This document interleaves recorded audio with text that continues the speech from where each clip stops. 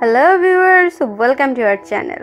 আমরা সবাই একটা কথা জানি, ওল্ড ইজ গোল্ড। আর আজকে আমরা সেই ওল্ডের কিছু ইনোভেটিভ বিষয় নিয়ে কথা বলবো। সো চলুন ভিউয়ার্স, কথা না বাড়িয়ে শুরু করা যাক। 80 দশকে বলিউডে এমন অনেক অ্যাক্ট্রেস ছিলেন যারা নিজেদের অ্যাক্টিংয়ের দমের উপর বলিউডে রাজ করতেন। আর তেমনই একজন অ্যাক্ট্রেস হলেন জয়া প্রদা। জয়া একজন ইন্ডিয়ান ফিল্ম অ্যাক্ট্রেস এবং পলিটিশিয়ান। তিনি 80 দশকের সব থেকে সাকসেস অ্যাক্ট্রেসদের মধ্যে একজন। তিনি তেলেগু, হিন্দি, কন্নড়, মালায়ালাম, বাঙালি এবং মারাঠি ফিল্মেও কাজ করেছেন। কিন্তু অন্যান্য অ্যাক্ট্রেসদের মতোই জয়াও তার ক্যারিয়ার মাঝপথেই ছেড়ে দিয়েছেন।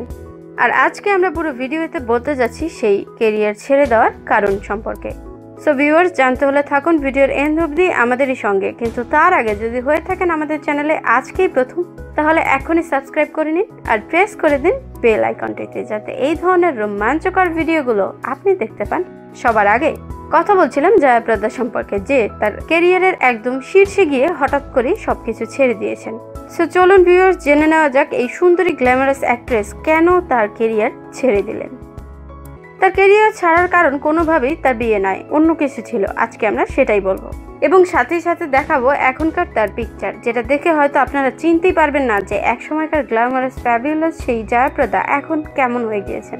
এক নজরে চেনা তাকে খুবই কষ্টকর হয়ে যাবে। 1976 তেলেগু ফিল্ম উমামি কাউসারতে ছোট একটি রোল অফার করা হয় জয়াকে। ফ্যামিলির উৎসাহে তিনি সেটি অ্যাকসেপ্ট করে নেন। আর সেই ফিল্মে 2-3 মিনিটের জন্য তিনি 10 রুপিস পেয়েছিলেন। আর এরপর পরই তার ফিল্মে কাজ করার অফার আসতে শুরু করে।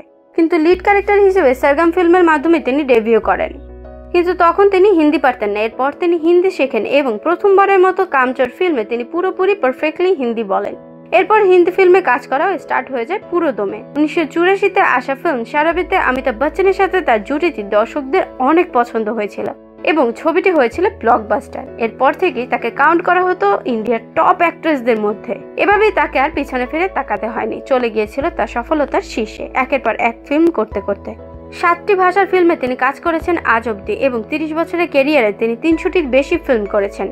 ক্যারিয়ারের শীর্ষে পৌঁছানোর পর হঠাৎই 1986-তে তিনি বিয়ে করেন already married film maker Srikanth মেহতাকে। এরপরে তিনি ক্যারিয়ারে নামিয়ে আনেন ধস। 1994-তে তিনি তেলেগু দশম পার্টিতে জয়েন করেন। পলিটিক্স জয়েন করার পর তিনি ক্যারিয়ার পুরোপুরি ছেড়ে দেন। এক সময়কার গ্ল্যামারাস এবং হট দেখতে পাওয়া জয়া প্রদা এখন দেখতে কেমন হয়েছে আপনারা দেখলে হয়তো চিনতেই পারবেন না। এক নজর দেখেছে না তাকে খুবই কষ্টকর, আর সেটা আপনারা এখনকার পিকচারে সাফ দেখতে পাচ্ছেন। সো ভিউয়ার্স, আজ আর নয়, অনেক অনেক ধন্যবাদ এতক্ষণ আমাদের সঙ্গে থাকার জন্য। কেমন লাগলো আপনাদের ফেভারিট অ্যাক্ট্রেস জয়া সম্পর্কে জেনে আমাদেরকে কমেন্ট বক্সে কমেন্ট করে অবশ্যই জানাবেন যে জয়ার কোন ফিল্মটি আপনাদের কাছে সব থেকে বেশি ভালো লেগেছে। সাথে সাথে জানাতে ভুলবেন না আমাদের ভিডিওটি আপনাদের কাছে কেমন লেগেছে। অনেক অনেক ধন্যবাদ ভিউয়ার্স এতক্ষণ আমাদের সঙ্গে থাকার জন্য। দেখা হবে নতুন কোনো ভিডিওতে লেটেস্ট কোনো আপডেট নিয়ে। সেই অবধি সুস্থ থাকবেন, ভালো থাকবেন এই প্রত্যাশায় আজকের মতো বিদায় নিচ্ছি।